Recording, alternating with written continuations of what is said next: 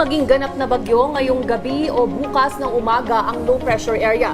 Ang LPA nakapasok na ng Philippine Area of Responsibility at tinatayang lalapit ang potential bagyo na yan sa kalupaan sa araw ng Biyernes. Tatawagin itong bagyong Quiapo.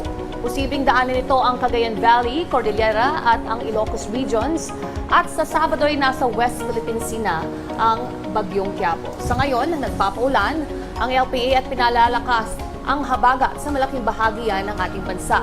Pinakamabigat na pag-ulan ay mararanasan sa araw ng Biyernes at ng Sabado, partikular sa Ilocos Provinces, Abra, Apayao at Cagayan Province. Tinatayang aabot sa 200 millimeters ang ulan sa loob ng 24-hour period. Ibig sabihin, mataas ang tsansa makaranas ng pagbaha at pagbubo ng lupa.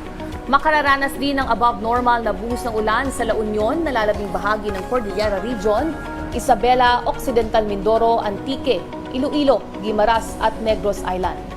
Samantala bukas sa Luzon, fair weather sa umaga at hapon pero may posibilidad muli ng panandaliang pag-ulan. Samantala nagpapaulan naman sa Southern Luzon o Bicol Region at sa Romblon ang trough o yung buntot ng LPA habang apektado ng habagat ang malaking bahagi ng Palawan. Sa Visayas naman, mas maulap at mataas ang tsansa ng pag-ulan sa Silangang Visayas dala ng trough ng LPA. Kalat-kalat na pag-ulan din ang dala ng habagat sa bahagi ng Kaldurang Visayas, Negros Island region at sa gitnang Visayas. Makararanas naman ang maulap at magpapatuloy ang pag-ulan sa Mindanao dala ng habagat. Nagpalabas din ng heavy rainfall outlook ang Pag-asa para bukas, partikular sa Zamboanga del Sur at Zamboanga, Sibugay, Lanao Provinces, Maguindanao del Norte, Sultan Kudarat at Sarangani. Kasama na rin ang Negros Island at Antique.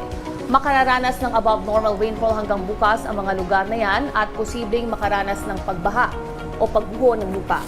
Ngayon silipin na natin ang rain probability sa ilang mga pangunahing lungsod sa bansa hanggang sa araw ng Sabado.